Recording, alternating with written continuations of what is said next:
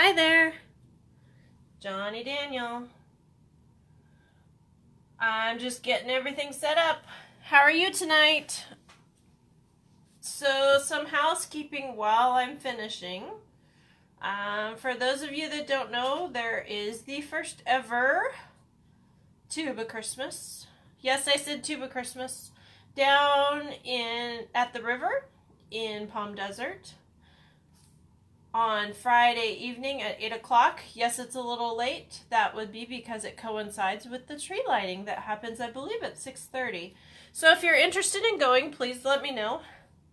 I will probably have a seat open if you'd like to carpool, but just know that you're on my schedule. Because I do have to do some running for Joel. And we will get there. Like everything else. Hi, Lise. Hi, Jude. You almost beat me, huh? You probably did. I was running about 2 minutes late. Sorry about that. So we have Friday at the river. And then we have Saturday, not Monday. Whew, sorry. We have Saturday, the Yucca Valley Holiday Fair at the community center is Saturday. I believe it's 9 to 2. If not, it's 10 to 3, and I can't remember because I've had a few, not drinks, but I've had a few fairs lately. So, that is the last big one of the season other than the farmer's market on the 22nd, and by then I hope you have gotten your stocking stuffers done. If not, hurry, quick. I will have some left over, I'm sure. So, tonight we are doing accents with texture, and we're going to do it in 3 different ways. Basically the same card, but 3 different ways. So, for tonight we have... Sorry, I just sneezed, so my nose is a little sniffly. So, for tonight we have the thick white cardstock cut into a base. Right? Okay. 5.5 by 11 scored in half. Yeah. Okay. The normal. Right? Okay. Then we have some really pretty Christmas paper. Ah. Are you cheating, Miss Lise? Why are you watching me muted? You must be in school or theater or something. Anyways, hon. So I'll be very dramatic with my hands. I'm just teasing. You could catch me on the replay. So, for tonight, we are going to do how to get these accents to stick up, how to get them to stick in or inlay, and how they look with a totally different paper. Okay, so we've got our thick white, we've got our Christmas pattern. So, any pattern that you want, remember that they're double-sided unless they're foiled or specialty. And that double-sided means that it's a complement usually. So this is the opposite of the cherry cobbler back here. And then we've got a tag here that is pre-punched. No, they don't come that way. I did it. This is cut at 1 3/4 corner rounder with the trio punch and then tagged or punched with the scallop tag topper punch. So 1 3/4, and this is by 3 3/4, and this is by 5. So, if you need the measurements, rewind it after we finished, and you'll get it again. So, we are using the cable knit embossing folder. Sorry, I always want to call it the sweater one, and I knew that wasn't right. So, we are using the cable knit embossing folder. We are using a tag punch. We have got some strips cut and some tags already punched, and we're going to get rolling, okay? Quite literally, because we're using the Big Shot tonight. So first we're going to do the overlay, second we're going to do the inlay, and third we're going to do it with a copper textured inlay with a plain background instead. And maybe we'll vote on which one we like best and see what happens, huh? So, stay tuned. Invite your friends. You never know. So for tonight, I've got my envelopes already going. I've got my tags, like I said before, 1 3/4.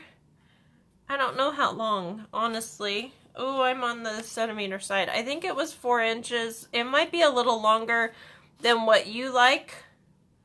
So you can cut it a tiny bit shorter if you want, but it's honestly the scrap that I had and I just cut the width I wanted. So, you know, some days. So I've got a couple copper strips. I've got a bunch of Christmas paper strips. I'm going to put those like that so I know what's just short and what's not. And then I've got my mats and my thick cardstock. So that is what is going on. Okay? So we're going to grab this and we're going to fold it. And the question always comes up. How are we folding this? Okay, so you are folding this, the valley side or the dent side, the bump stays inside, okay? We want to hide those bumps, right? So the valley side, you are going to fold over. And the reason we do that is because then the cardstock doesn't crack. The fibers just naturally go that way when you score it that way. So that would be the why, okay? So for tonight, we are using the cherry cobbler side. So we are going to take some snail and we are going to glue this down. And I'm going to see if I can hit it. If I'm a little crooked, I'm a little crooked, and that's all there is to it. So I'm going to glue all three of these down real quick so I can get that out of the way. I don't know about you, I've been doing Christmas cards and craft fair stuff, so I've been definitely thinking more in assembly line.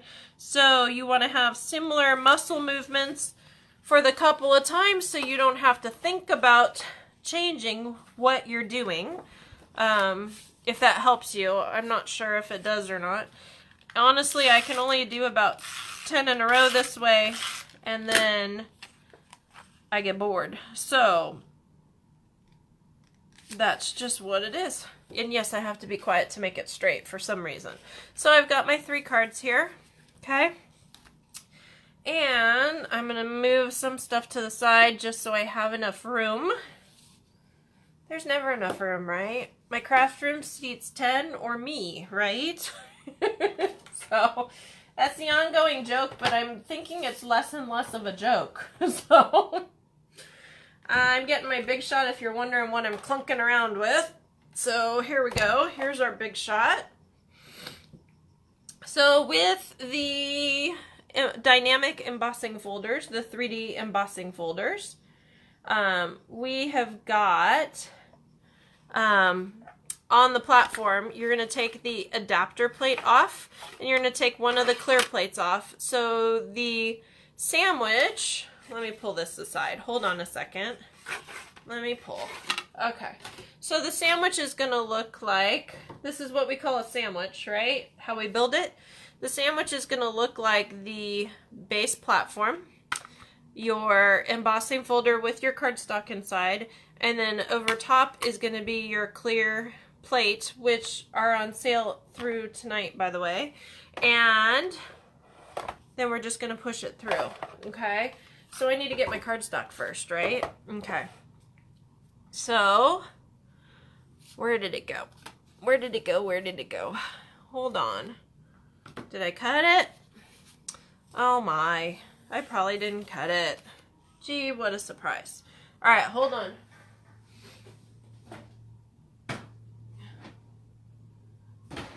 Let me get a piece of white cardstock.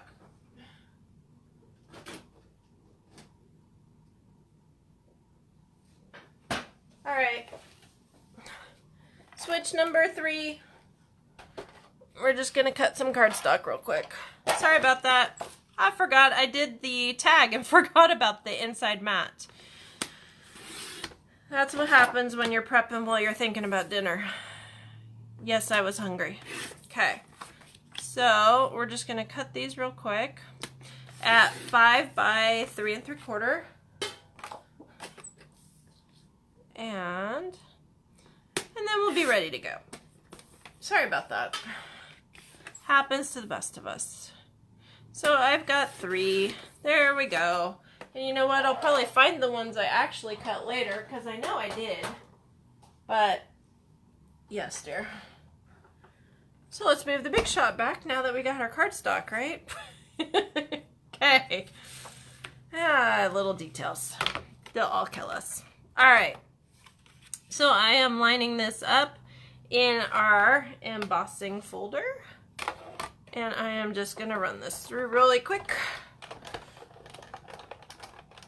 And I put those ink pads right in the way for me to hit them. So, oh well. Alrighty, so we've got this. If you're using foil paper and you're using a big one, you might want to spritz it first or put a paper towel or a piece of wax paper with it, just so you have a little bit more cushion, because it will crack that foil. If you don't like that kind of look, then you gotta accommodate a little bit, and that'll be all right. Let me grab one of these bases here.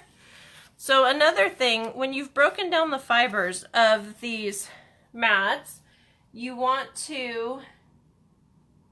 Why is everybody muted? Can you guys hear me?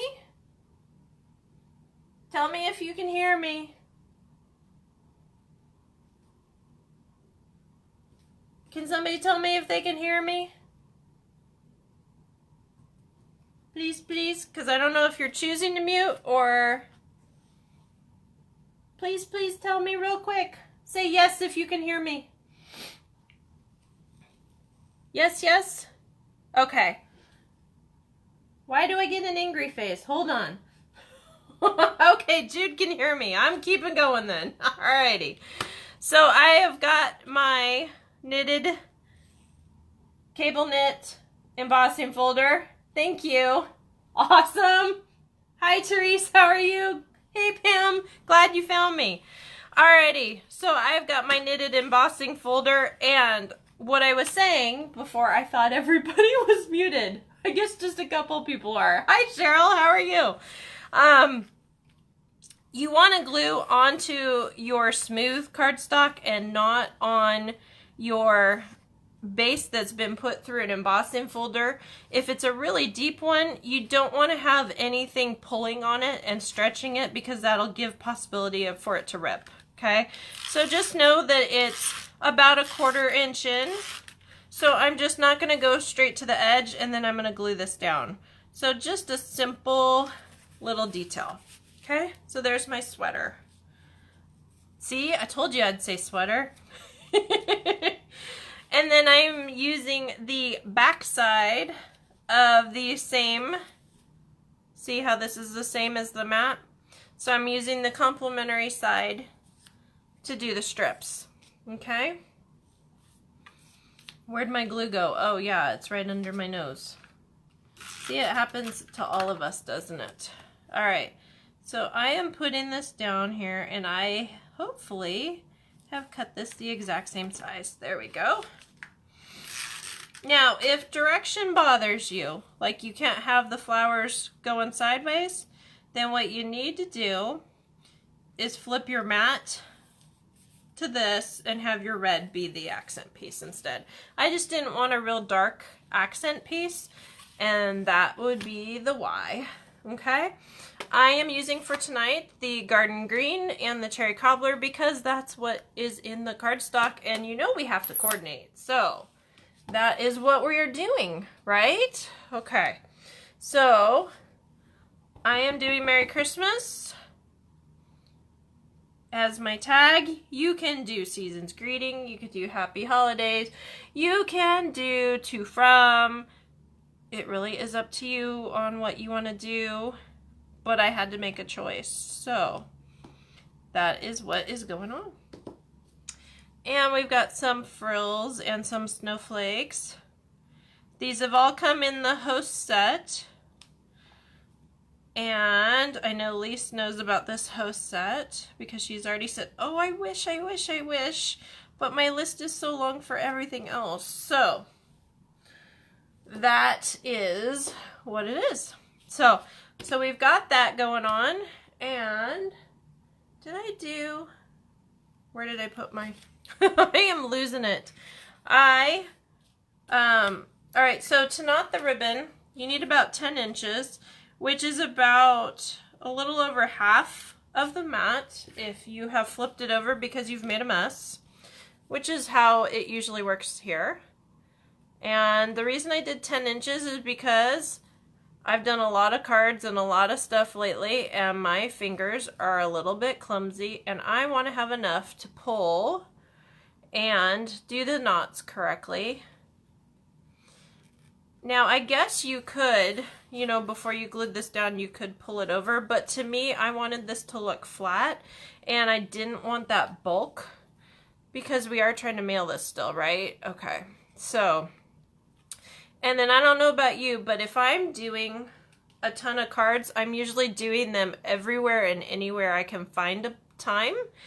So if you've got a box going on and you don't want to bring a whole lot of stuff, like glue dots and dimensionals and this and that, I have found with this one that you can just do snail. And then I'm going to teach you really quick how to sneak and get the tails of your ribbon to pop down. Okay, so we've got that going on. And then what I do is I just figure out where I want the tail of my ribbon to go and put a little dab of snail and then push it down and then figure out where I want my ribbon to go. Now you're going kind of slow because you do not want that embossing folder to tear after you've done all this work, right?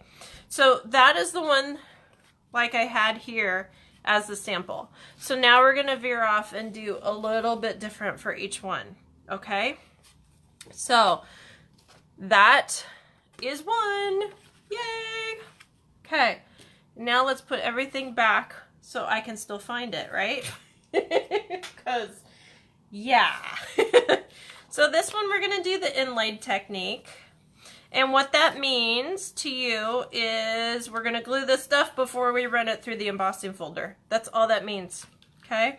So, and I'm doing what I always tell you not to do, which is don't glue on top of your project, right? Yeah. Teacher's the worst, right? Okay. And yes, I did it crooked. I see that now, but too late. We're going to keep moving. Okay. So we've got that. Let me move my area so I can bring back in the Big Shot. Put my platform on the side that's closest to me. Get my embossing, and with, now, this is something we got to pay attention to, right? We got to think opposite, right? Okay, so basically the side that has the Sizzix or the Stampin' Up! Logo is the front, or where it's going to push out, okay? So what you want to do is you want to put your paper down, and whatever you want to have, if you want to have the, I'm trying to figure out how to say this. If you want to have the embossing stand up and not go down, you want it to be facing the logo. If you want it to be sunk, then you want it to be flipped over. Does that make sense? I really hope so. At least you can hear me. Yeah, I'm a little late, but that's funny right there. So, all right, let me move my stamp so I don't put my knuckles through ink, which would be my luck. Okay. So, we are just going to move things to the side here really quick. And, one second.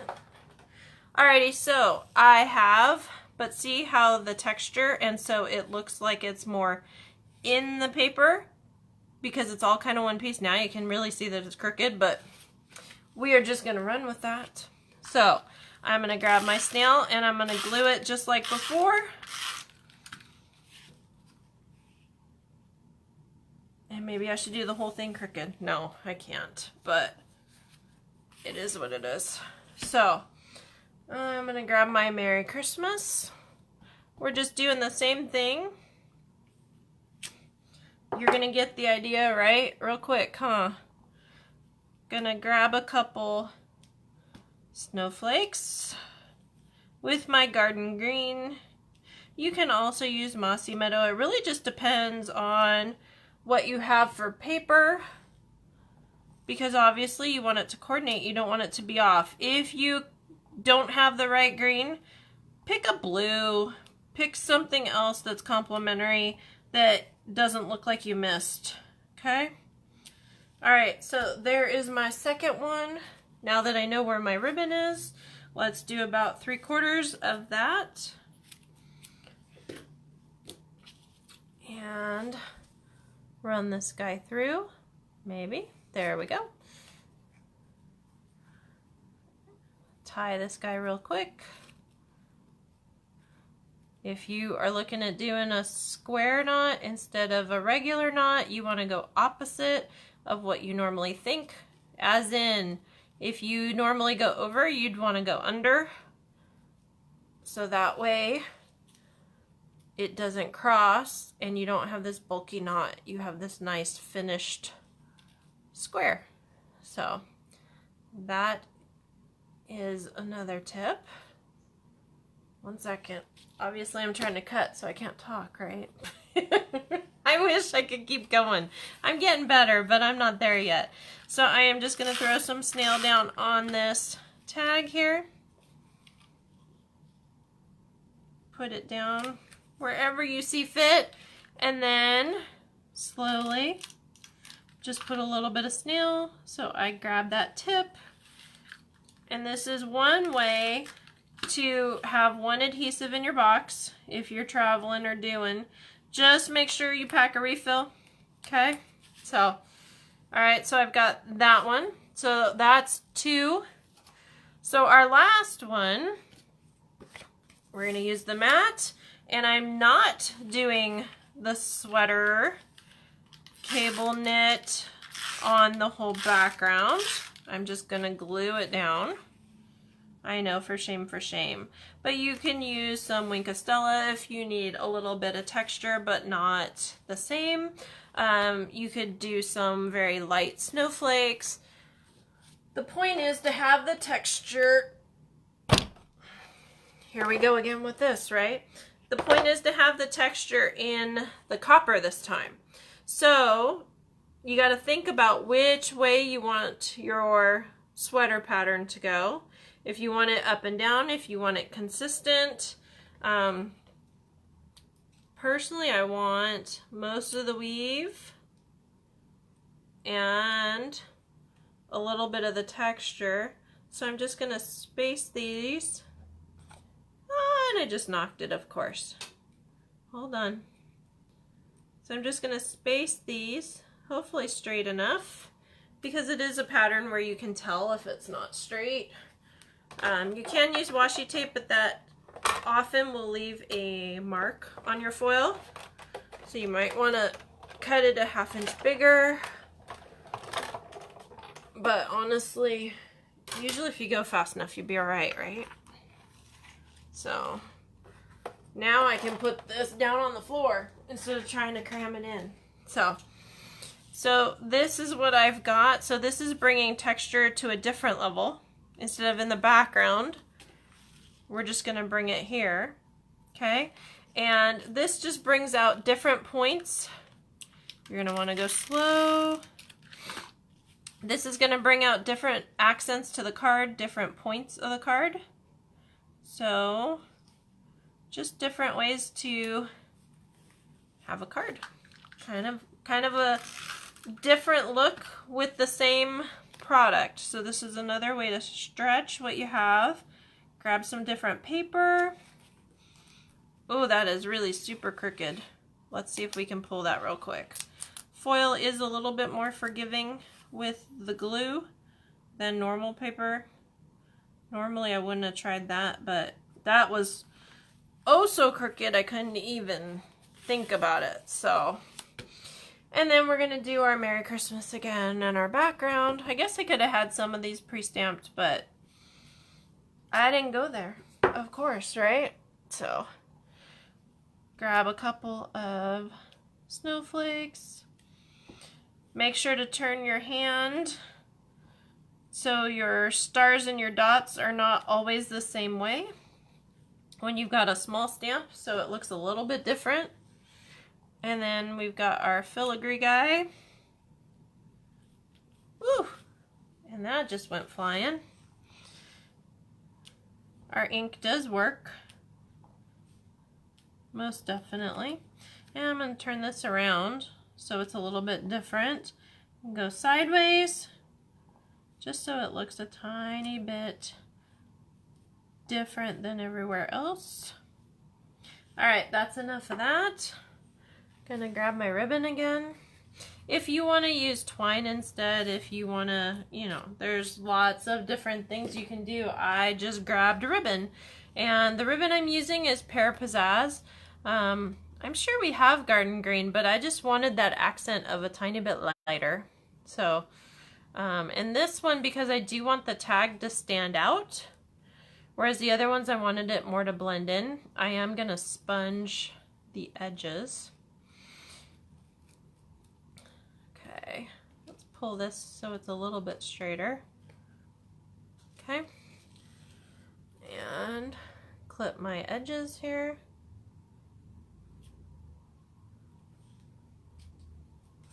One down, and one more to go. So I am working on my man glitter ornaments for the craft fair. I am working on some new magnets. I am working on all kinds of things. So, all right, so I've got my Garden Green, and I am just edging this a bit because I want those edges to pop and not get lost because we didn't do the background, right? So I want to make sure that tag sticks out, because that foil, and you might want to do it before you put the ribbon on, but we did all right. So, and that foil is going to stand on its own anyways. So here we go. I'm going to pull that ribbon out first because I don't want to glue it behind the card, or the tag rather. That kind of defeats the whole point, right? Alright. That might have been too far. We will figure it out, and if not, we will get our good old embossing buddy and pull off our stickies, which is what happened there, but it's okay. Alright, so grab a little bit here. Okay. So that is what we are looking at. So let me pull.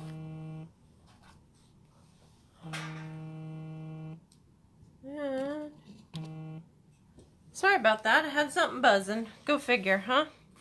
So we have got our 3 cards here. And we've got our standalone texture. We have got our inlaid texture. And we have got our over the top texture. So comment below on which one you like, whether it be the regular, the inlaid, or the standalone texture. Lonely texture, we can call this. So regular, inlaid, or lonely.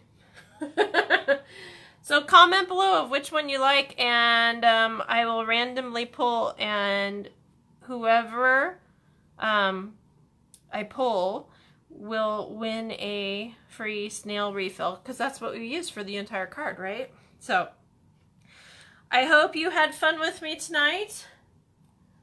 But it's not gold, it's copper. But I understand your vote, hon. So I hope you had fun with me tonight. And look at 4 Christmas cards done in like 20 minutes. Awesome. So hope you had fun, and follow me on stampingwithjohnny.com. Thank you so much. I'm going to close the voting in the morning, so tell your friends to look at the video, and don't tell them what they're voting for. Tell them to look at the video. And talk to you soon. Thank you so much, and we will close that voting at 10 a.m. tomorrow. Thank you. Bye-bye.